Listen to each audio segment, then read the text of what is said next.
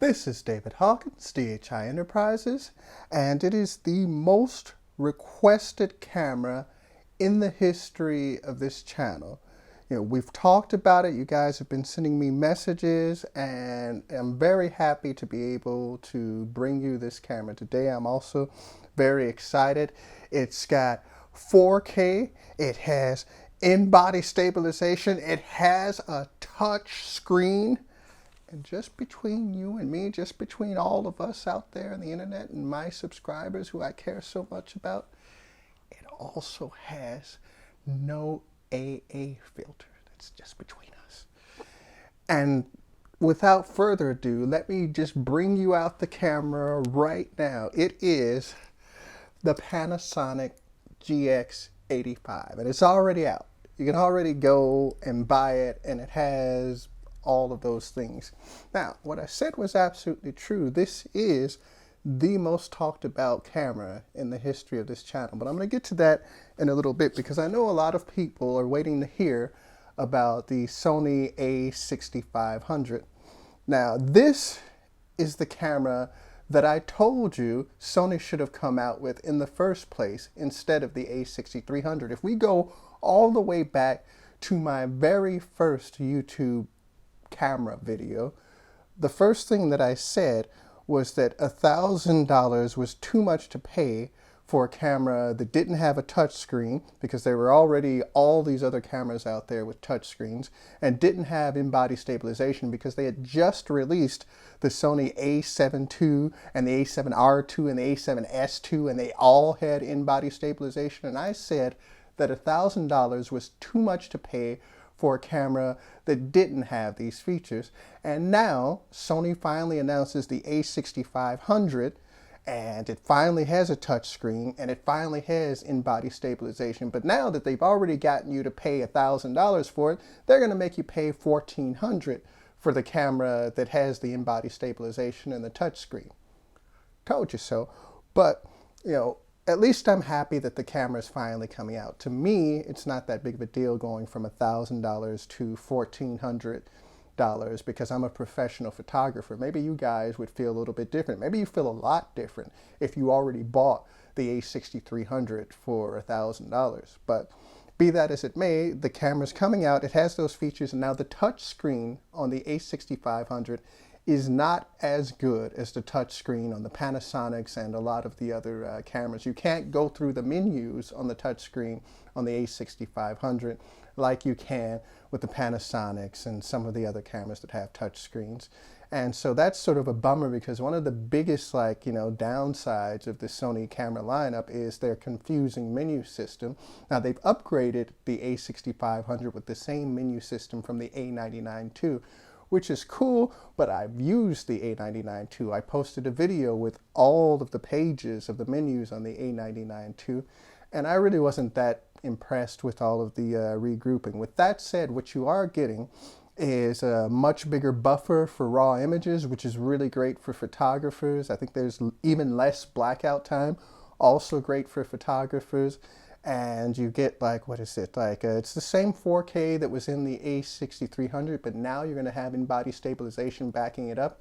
I doubt if that in-body stabilization is going to be good as Olympus's in-body stabilization or Panasonic's in-body stabilization, but that remains to be seen. We can't really say until the camera is out and in people's hands and they can actually take videos with it and record. But what I do have to say is don't get too caught up in the new camera game, because there's going to be a new camera out every 2 or 3 months, and none of them is really going to matter all that much until the GH5 comes out, or the EM1 Mark II, or whatever Sony has in their bag of tricks, the a7 III or the a7 R III or the a7S III, because we know it's coming.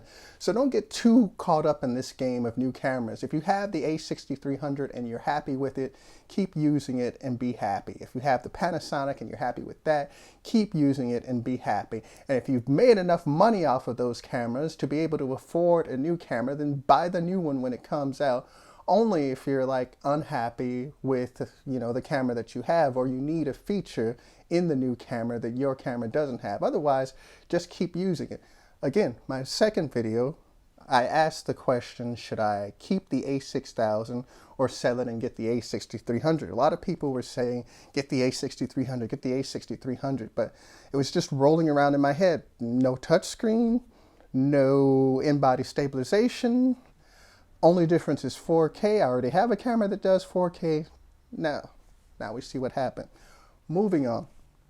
The most talked about camera in the history of this channel is the GX85 / GX80 / GX7 Mark II. We're already up to 14,000 views, and I don't even know how many comments now, maybe 200 or something like that.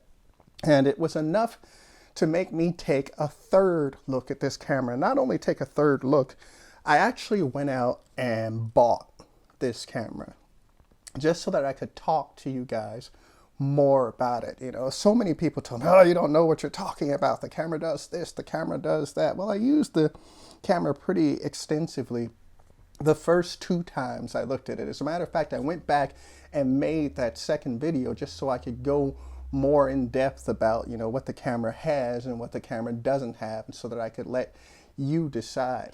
Now, recently, the Panasonic G80 / G81 / G85 was released with a lot of features similar to those of the Panasonic GX85. And it has the in-body stabilization, the 5-axis in-body stabilization, all the Wi-Fi features I just told you about. It has the flip-out screen that this one doesn't have.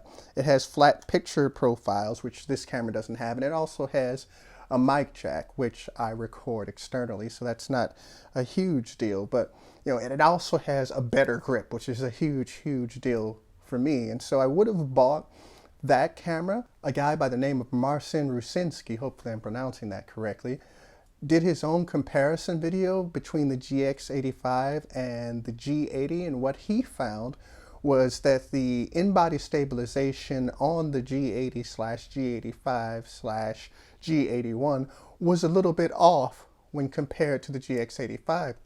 Now, the working theory is that this is something that can be fixed in a firmware update or something, but as of yet, it's not. As of yet, if you start panning with the GX85, then, you know, it's going to be very smooth left to right panning, up to down, whatever you want to do. But if you start doing the same kind of panning with the G80 / G81, then there's going to be a slight jerk in the image, you know, and this has been reported by a few of the YouTube people now. So, you know, it's not really clear whether that's something that's going to be fixed with a firmware update, or whether, you know, these guys just got bad samples of the camera or whatever. But it was enough to give me pause. That, and the fact that I know that there's so many other cameras down the line, you know. And so with this already being the end of the year, you know, if you're getting a camera for Christmas or something like that, then I would say, you know, get the least expensive and newest camera that you possibly can, because you're probably going to want to sell it once the GH5 comes out, or the OMD EM1 Mark II, which is going to have cinema 4K and a ridiculously high frames per second shooting and a lot of great features. And there will no doubt be some mystery full frame camera from Sony coming out. So I would say get whatever, like, you know, the latest model, cheapest camera you can. In that case, for me, it was the GX85. It didn't make any sense for me to spend extra money on the G80 or the G81, you know, when I could get this for hundreds of dollars less. And, you know, I'll probably wind up getting the GH5 when it comes out anyway, if it's as good as the competitors are. Otherwise, I'll get the OMD, or I'll get whatever the new Sony is. But, you know, now is a good time to be happy with the equipment that you have. Go out there, get some work done, you know, finish that short film, finish the music video, go and shoot some photos for your portfolio. And don't get caught up in this cycle of new cameras. Get a camera that makes you happy and go out there and do some good at it. This is David Hawkins, DHI Enterprises, at The David Show on Instagram. And I guess I'll see you again with my third look at this camera. I'll put some samples and stuff up there. Till then, see you next time.